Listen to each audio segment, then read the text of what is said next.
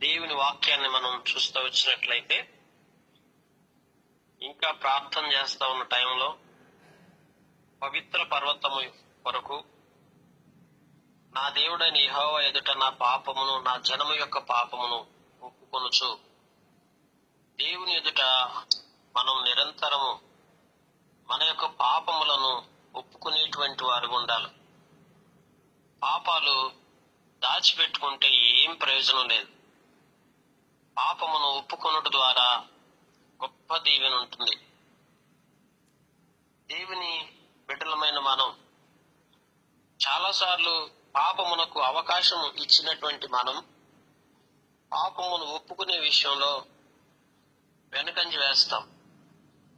పాపము సామాన్యంగా మనల నుంచి వెళ్ళగొట్టుకోనుటకు మనకిష్టం ఉండదు. పాపమును ప్రేమించే వారు ఉంటాం. పాపమును విడిచిపెట్టడం అంటే మనసుకు నచ్చదు. పాపము యొక్క ప్రాముఖ్యత మనకి అర్థమైతే పాపమును విడిచిపెట్టగలుగుతాం. ప్రాముఖ్యత అంటే పాపము చేయటం వలన వచ్చే నష్టాలేంటి, పాపము చేయటం వలన ఎటువంటి శాపాన్ని కొని తెచ్చుకుంటాం, పాపము చేయటం వలన ఏ శ్రమలు మన జీవితాల్లో అనుమతించబడతాయి, ఏ కష్టాలు వస్తాయి, ఏ శోధనలు వస్తాయి, పాపము ఎంత భయానకమైంది, ఎంత సమస్యతో కూడుకున్నది అనేది సంపూర్ణంగా మనకి అర్థమైనప్పుడు పాపమును ఒప్పుకునే అవకాశాలు ఉంటాయి. పాపము చేయటం వలన వచ్చే నష్టం మనకు తెలియనప్పుడు పాపానికి మనం చోటిస్తాం, పాపం విషయంలో ముందుకెళ్తాం.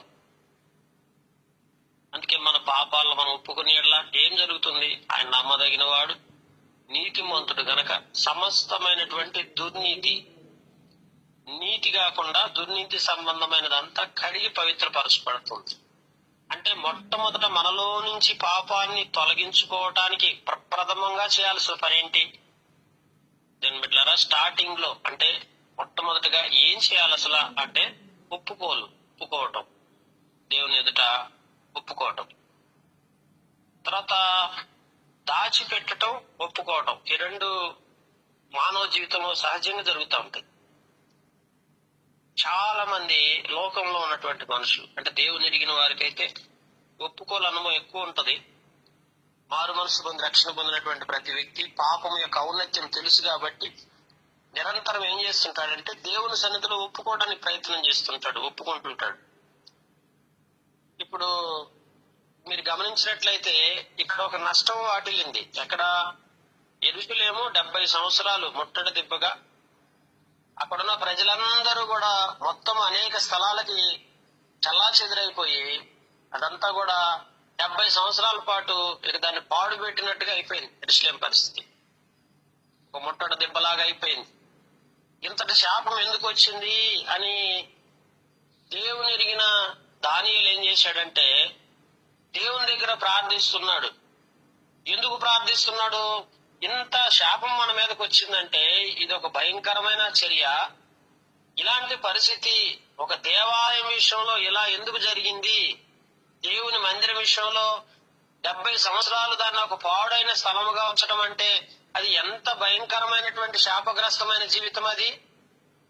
అలాంటి పరిస్థితుల్లో ఎందుకు మనం ఉన్నాము అనే విషయాన్ని దానియేలు ఆలోచించి ఏం చేశాడంటే, దానియేలు మాత్రమే కాదు అక్కడ ఉన్నటువంటి జనాంగం అంతటిని కూడా దేవుని దగ్గర మోకరింపజేసి ఆ జనం యొక్క పాపమును కూడా ఒప్పుకుంటున్నాడు. ఇప్పుడు ఈయన పాపాలే కాదు, దానియేలు పాపాలు కూడా.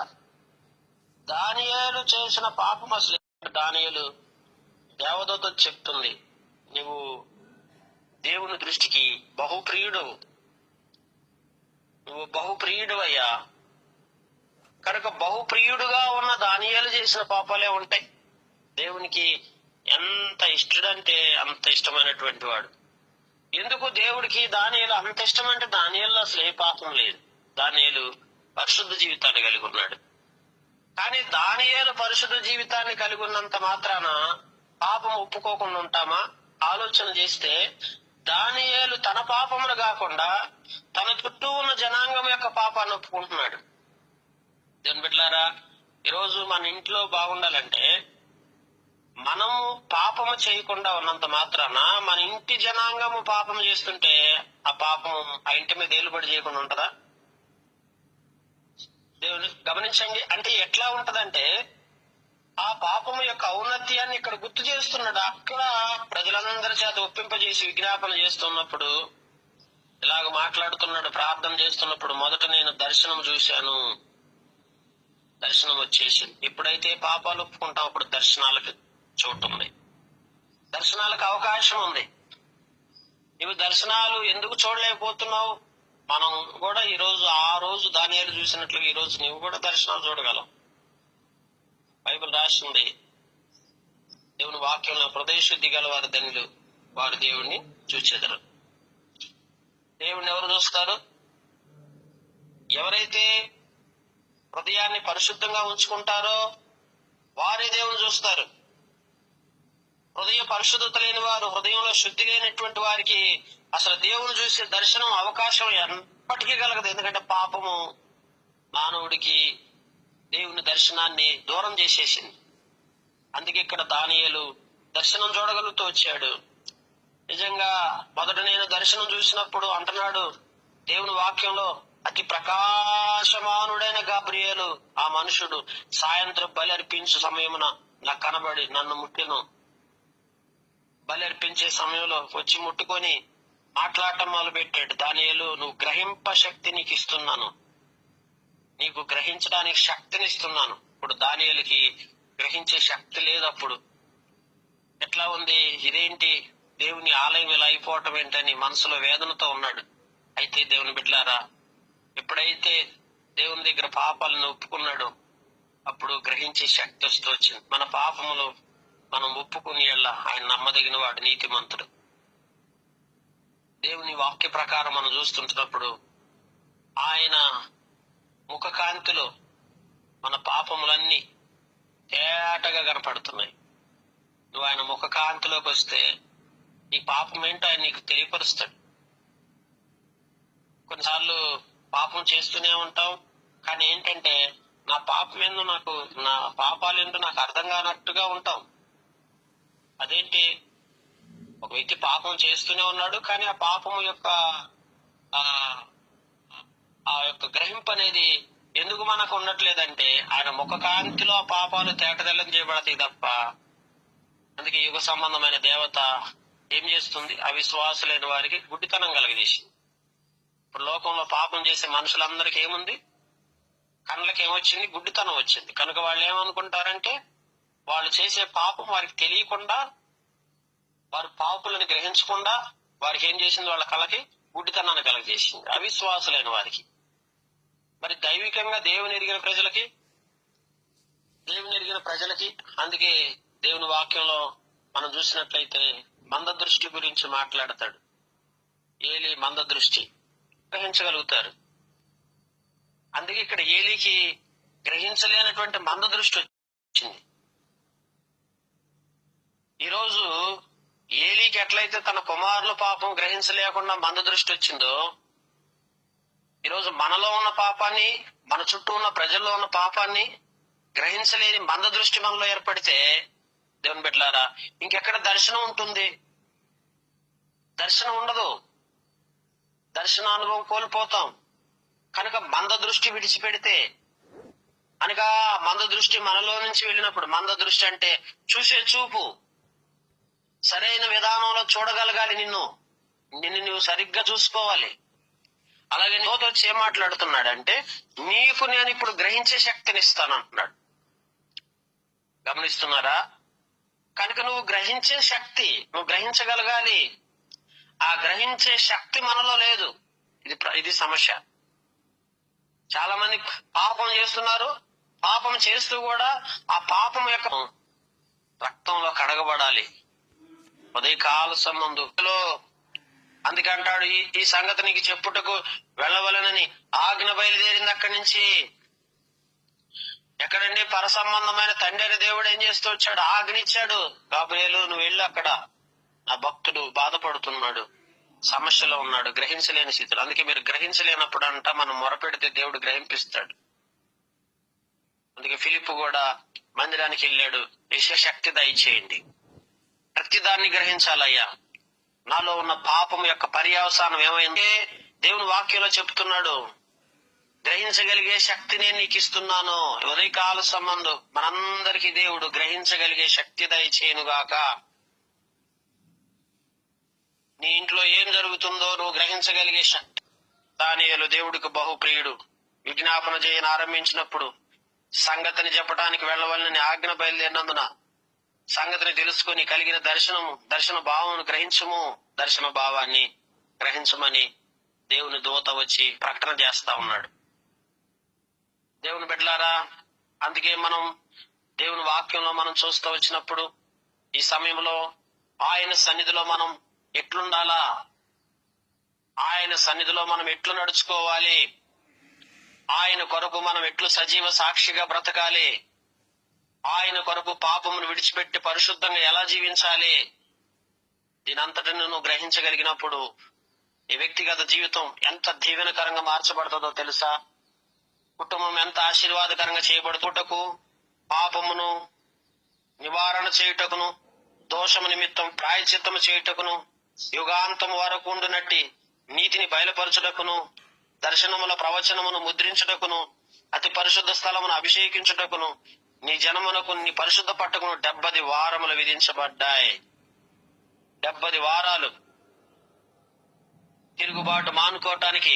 కొంతమంది దేవుడి మీద తిరుగుబాటు చేస్తుంటారు, విస్తృతంగా తిరుగుబాటు చేస్తారు, ఇష్టం వచ్చినట్టు చేసి పడే. పాపము నివారణ చేసుకోవాలి, తిరుగుబాటు మానుకోవాలి, దోషం నిమిత్తం ప్రాయశ్చిత్తంలోకి రావాలి, యుగాంతం వరకు ఉండునట్టు నీతిని బయలుపరచినట్లు దర్శనాలు ప్రవచనాలు ముద్రించడానికి, అతి పరిశుద్ధ స్థలమును అభిషేకించడానికి జనమునకు పరిశుద్ధ 70 వారాలు విధించబడ్డాయి అంటండి. మరలా కట్టించవచ్చు. ఆజ్ఞ బయలుదేరిన సమయమున మొదలుకొని అభిషేక్తుడు అధిపతి వచ్చు వరకు 7 వారాలు పట్టునని స్పష్టంగా గ్రహించమంటున్నాడు. 7 వారాలు దేవుని సన్నిధిలో మరి ఎట్లా ఈ యొక్క మరి సన్నిధిలో గడపాలి, ఏ విధంగా ప్రాయశ్చిత్తం చేసుకోవాలి, ఈ గ్రహింపంతా కూడా గాబ్రియేలు ద్వారా దానియేలుకి తెలియపరుస్తూ వచ్చాడు. ఈరోజు ఎన్ని వారాలు ఉండాలా దేవుని సన్నిధిలో? పాపము యొక్క ప్రాయశ్చిత్తం. కొన్నిసార్లు అంటాం పాపమును పోగొట్టుకోవడం. చాలా మంది ఏం చేస్తారంటే పాపమును విడిచిపెట్టడానికి మనసులో ఎంత ఆశ ఉంటుందో తెలుసా, దాన్ని జయించాలని ఎంత బాధపడతారో తెలుసా, కానీ విజయం రాదు. ప్రతిసారి ఓడిపోతూనే ఉంటారు. ప్రతిసారి చేయకూడదు అనుకుంటారు, మళ్ళీ పోయి చేస్తాం. 62 వారాలు తొందరగల పట్టణము రాచమీదును కందకములను మరలా కట్టబడును. 62 వారాలు బైబిల్ గ్రంథంలో చెప్పబడుతూ వస్తుంది. కనుక మరలా కట్టించడానికి ఆజ్ఞ బయలుదేరి అభిషేక్తుడు అది చూస్తే 7 వారాలు పట్టునని స్పష్టంగా గ్రహించము. తర్వాత మరలా 2 వారాలు తొందరగల సమయం ఉన్నది. తర్వాత చూస్తే 62 వారాలు జరిగిన పిమ్మట ఏమీ లేకుండా అభిషేక్తుడు నిర్మూలము చేయబడును. వచ్చునట్టి రాజు యొక్క ప్రజలు పవిత్ర పట్టణమును పరిశుద్ధ ఆలయమును నశింపజేయుదురు. వారి అంతము హఠాత్తుగా వచ్చును, మరియు యుద్ధకాలం అంతటిను నాశనము జరుగునని నిర్ణయింపబడును. కనుక అతడు 1 వారం వరకు అనేకులకు నిబంధన స్థిరపరచును. నిబంధన స్థిరత్వంలోకి వస్తుంది. నీ పట్ల ఉన్న ప్రణాళిక నెరవేరుతుంది. అప్పుడు నీ పట్ల దేవుడికి గొప్ప ప్రణాళిక ఉంది, మర్చిపోవద్దు. దేవుడు నిబంధన చేసి నెరవేర్చే దేవుడు. ఇప్పుడు యెరూషలేము విషయంలో దేవుడు గొప్ప నిబంధన. అందుకే అంటున్నాడు, అర్ధవారమునకు బలి నైవేద్యం నిలుపుటకు చేయవాడు వచ్చును, నాశనం చేయడానికి రావాలని నిర్ణయించిన సమయం ముగించే వరకు ఇలాగూ జరుగు. నాశనాన్ని మానుకోవద్దు. నాశనకరమైన పరిస్థితుల్లోకి నీ జీవితాన్ని నష్టపరుచుకోవద్దు. ప్రియమైనటువంటి వాళ్ళారా, ఏ నాశనం నీ జీవితంలో ఉండకూడదు. తెలుసా, పాపం చేసినప్పుడు మనిషి నశించిపోతాడు, నష్టపోతాడు, శాపం వస్తుంది అతని మీద. ఖచ్చితంగా జీవితంలో నువ్వు చేసినంత పర్యావసానంగా నువ్వు అనుభవిస్తావు. ఖచ్చితంగా, ఇందులో ఏమాత్రం డౌట్ లేదండి. ఇప్పుడు ఎందుకండి యెరూషలేము 70 సంవత్సరాలు ముట్టడి దిబ్బగా మారిపోయింది? దేవుని మందిరం అంటే నిరంతరం ప్రార్థన, ఆరాధనతో, స్తుతులతో దేవుణ్ణి గణపరచాల్సిన స్థలం అది, పవిత్ర స్థలం అది. ప్రపంచానికి ఆయన ఏర్పరిచిన శ్రేష్టమైన స్థలం అది. అట్లాంటి అతి పరిశుద్ధమైన శ్రేష్టమైన స్థలం 70 సంవత్సరాలు మూత వేయబడి ఉన్నటువంటి ఎంత బాధపడాల్సిన విషయం. మరి కాల్సం ముందు ఆలోచిస్తేనే మనసుకు చాలా బాధేస్తుంది. ఈరోజు మన జీవితంలో ఎందుకు దేవుడు నీ జీవితంలో ఎడారిలాగా నీ బ్రతుకును మార్చేశాడో తెలుసా? జీవము లేదు, ఆశీర్వాదం లేదు. అందుకే అంటాడు, అచ్చట జీవమును ఆశీర్వాదం ఉంటది. ఎక్కడ జీవము ఆశీర్వాదం ఉండేది? ఎక్కడైతే దేవుని ప్రేమ, దేవుని సన్నిధిలో నువ్వు గడుపుతావో, ఎప్పుడైతే ఆయన సన్నిధిలో ఆత్మీయతలో ఉంటావో అక్కడ జీవం ఉంటుంది, సమాధానం ఉంటుంది, ఆశీర్వాదం ఉంటుంది. ఎక్కడైతే పాపం వెలుబడి చేస్తుందో అక్కడ జీవం ఉండదు, ఆశీర్వాదం ఉండదు. ఏమవుతుంది? ఎడారి లాంటి బ్రతుకులాగా మారిపోతుంది నీ బ్రతుకు. ఒక ఎడారిలో ఒంటరిగా ప్రయాణం చేస్తూ ఏ సహాయం లేకుండా ఒంటరి గువ్వనై విలపించు సమయాన అంటాడు. ఒంటరి గువ్వనై విలపించు సమయాన ఓదార్చువాడే లేడు. ఓదార్పే లేకుండా పోయింది జీవితానికి. కారణం ఏంటి? దేవుని బిడ్డలారా, గ్రహించే శక్తి దయచేయమని ఉదయకాల సంబంధం అడుగుదామా? అయ్యా, నాకు సంపూర్ణమైన గ్రహింపు దయచేయి నాయన. నా జీవితాన్ని ఉన్నతంగా ఉంచమని నువ్వు అడిగితే ఈ రోజు నుండి నీ కుటుంబాన్ని బహుగా దీవిస్తాడు దేవుడు. ఉన్నతంగా ఉంచుతాడు, ఆశీర్వాదకరంగా చేస్తూ వస్తాడు. నీ పరిస్థితులన్నీ చక్కబరుస్తాడు. నీ అంచనాలకు మించి నీ జీవితాన్ని బ్లెస్ చేయడం ప్రారంభిస్తాడు. చాలా మందికి కొన్ని దయచేయమని దేవుణ్ణి అడుగు. మన తలంపుల కంటే దేవుని తలంపులు ఎంత ఉన్నత. ఆకాశము ఎంత ఎత్తుకుంది, భూమి కంటే ఆకాశం ఎంత ఎత్తు, అంత స్థాయి ఆయన తలంపులు. గ్రేట్ ఇమాజినేషన్ నీ పట్ల. నిన్ను దేవుడు గొప్పగా చూడాలనుకుంటున్నాడు. ఆ స్థాయిని నువ్వు ఊహించుకొని కూడా ఊహించుకోలేవు. అంత స్థాయికి దేవుడు నేను తీసుకెళ్లిపోతాడు. అయితే నువ్వు ఇదే చూపిస్తావా? ఉదయకాల సమయం దేవుడు నీతో మాట్లాడుతున్నాడు. ఆయనకు లోబడితే నీ జీవితం మారిపోతుంది. దీన్ని ఒక్కదాన్ని మనం గ్రహిద్దాం. గ్రహించే శక్తి దయచేయమని దేవుణ్ణి అడుగుదాం. దేవుని సన్నిధిలో ఆ రీతిగా మనం ప్రార్థించినప్పుడు దేవుడు నీ జీవిత విధానాన్ని మార్చివేస్తాడు, గొప్పగా చేయటం ప్రారంభిస్తాడు. దేవుని బిడ్డలారా, సంసోను కత్తి కోల్పోయాను, ఆత్మీయత లేదు, నేను గ్రహించలేక పొరపాటు పడ్డాను, అవసరం లేదు, ఇవన్నీ విడిచిపెడితే చాలు. దేవుడు కనికరం చూపిస్తాడు, మరలా నిన్ను వాడుకుంటాడు, ఉన్నతంగా ఉంచుతాడు. దేవుడు ఆత్మీయతలో తీసుకొస్తాడు. బలమైన సాధనంగా ఆయన కొరకు వాడబడతావు. అంత మాత్రమే కాదు, నీ కుటుంబము, నీ వ్యక్తిగత జీవితం, ఊహకందని కార్యాలు నీ జీవితంలో చూడటం ప్రారంభిస్తావు. దేవుడు నిన్ను అన్ని విధాలుగా అభివృద్ధిలో తీసుకొస్తాడు, కనపరుస్తాడు. కనుక ఈ అనుభవాలన్నీ మనం కలిగి ఉండలాగా ప్రభు సన్నిధికి వద్దామా?